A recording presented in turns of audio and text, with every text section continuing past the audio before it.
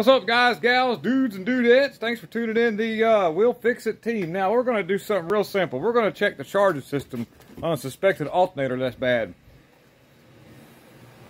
This is going to be part of it, guys.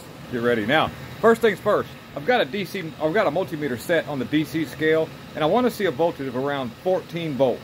14.5 is real good. 13.8 is acceptable. But if you don't see that, here's something you can do to try it. We're going to flip the camera around, okay, guys? We're sitting at 11 volts right now. Oh, it's going away. So let's see. Let's just try something. I'm going to tap on the alternator lightly with this here to see if it makes a difference.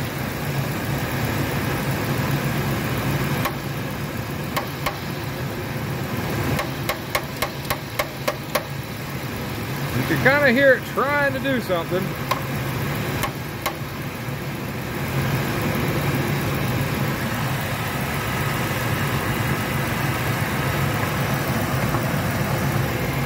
There it goes. It came to life. I kept tapping on it and it finally came to life.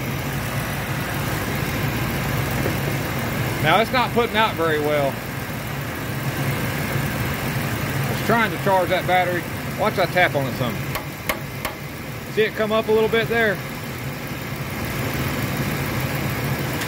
Yeah. Watch it go back down. You'll see it kind of try to build a little bit. There it goes.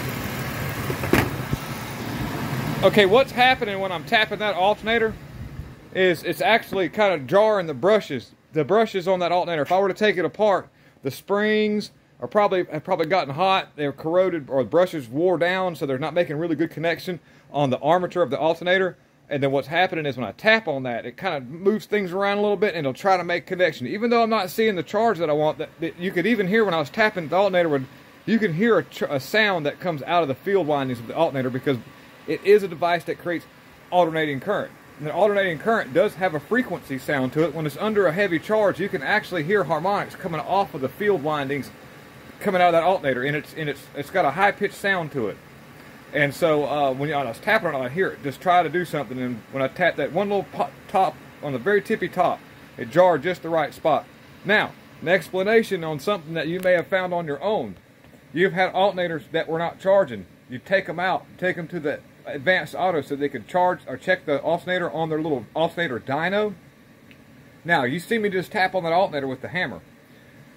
When you take the alternator out, typically you kind of bump it around a little bit. You'll set it in the vehicle. It might take a little bump or two going in the vehicle. Then they put it on that machine, and they're kind of, they'll bump it around and get it on there. So yeah, and they don't actually fully load that alternator like you can when you put it on the system itself. Like what I did to get it to discharge completely was pull the headlights on, AC on, then the alternator started to fail.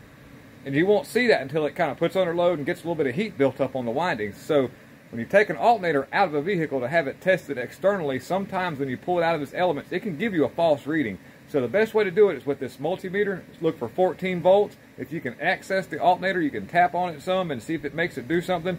But typically, if you'll see battery voltage on the main wire, then your main fuse is good, and there's a more than normal chance the alternator is bad. So thank you so much for tuning in. That's a quick check on a vehicle, and this works for all kind of domestic cars, foreign cars that have a charging system and a 12-volt battery. So you can do that on all kind of different vehicles.